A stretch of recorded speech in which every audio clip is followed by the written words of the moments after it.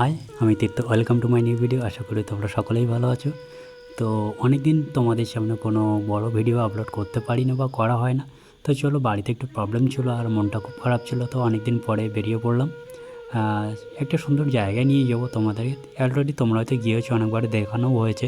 তো আমি আর আমার ভাগনা বাইক নিয়ে বেরিয়ে পড়েছি, দেখতে পাচ্ছ ফাইনালি আমরা যাবো এখান থেকে আমার বন্ধুর দোকান, ও যাবে আমাদের সাথে, মৃন্ময়।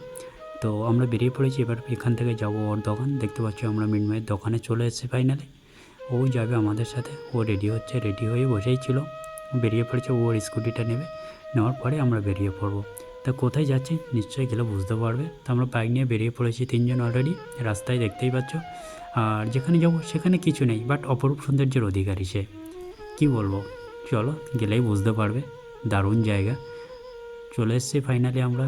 তো বলে দিই, তোমরা হয়তো আমাদের এখান থেকে যারা দেখছো না তারা বুঝতেই পারবে না জায়গাটার কোথায়। তো এটা হলো আমাদের বাড়ি থেকে খুব কাছেই একটা জায়গা। জায়গাটার নাম হলো খড়িবাড়ি। অপরূপ সৌন্দর্যের অধিকারী, বাট কিছুই নেই, তো সে অপরূপ সৌন্দর্যের অধিকারী। ভিডিওটা দেখো শেষ পর্যন্ত, নিশ্চয়ই বুঝতে পারবে কত সৌন্দর্যের অধিকারী খড়িবাড়ি। এক কথায় মন প্রাণ জুড়িয়ে যাবে। প্রকৃতির সৌন্দর্য এতটাই বেশি এখানে, কিছু নেই, বাট কী বলবো, তবু অনেক সৌন্দর্যের অধিকারী খড়িবাড়ি। তো চলো দেখতে থাকো। দেখো কী সুন্দর চারিদিকের পরিবেশটা। আর এখানে তেমন কিছু দেখার নেই, তবু অনেক কিছু দেখার আছে। আকাশে চাঁদও উঠেছে, বাট এখনও অন্ধকারও নামেনি। অপরূপ সৌন্দর্য দেখো, কি বলবো, এক নিমেষে যেইটুকুনি সময় ছিলাম না, পুরো মন থেকে একটা অন্য লেভেলে চলে গেছিলো। আর সেদিন ছিল একটা ছুটির দিন। দেখো কত লোকজন এসছে, প্রচণ্ড লোক এখানে। আর ছুটি বা ওকেশন পারপাসে গেলে তো রাস্তা দিয়ে হাঁটাই যায় না, এখানে পুলিশ রেড করে মাঝে মাঝে। মানে এটার দুই সাইডে বাইপাস রোড দেখতেই পাচ্ছ, মেন রোড, আর সাইড দিয়ে ওরা বসে আছে।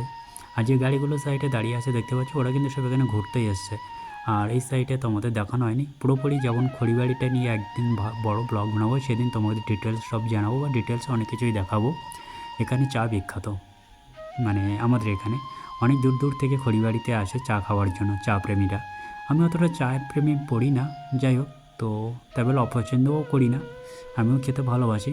তো খুবই ভালো, এখানে চাটা খুব সুন্দর বানানো হয়।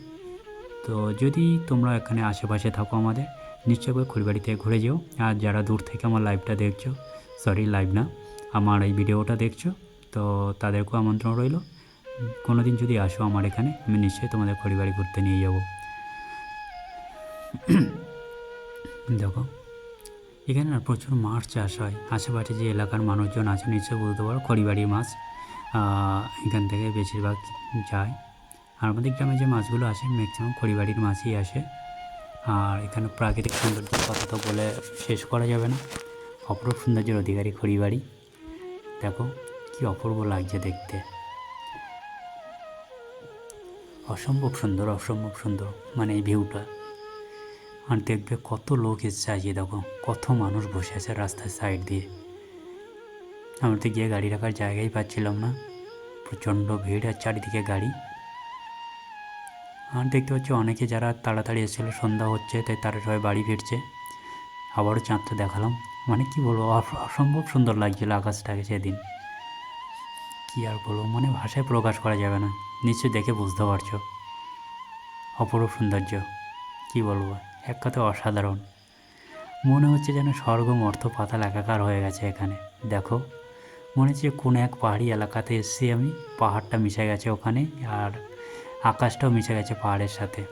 তো ফাইনালি আমরা বাড়ি চলে আসবো এবার। তো আইসক্রিম কিনলাম সবাই, আইসক্রিম খেয়ে এবার আমরা চলে যাবো বাড়িতে। তো কেমন লাগলো ভিডিওটা আজ এই পর্যন্ত, ভালো লাগলে লাইক কমেন্ট করতে বলবেন। টাটা।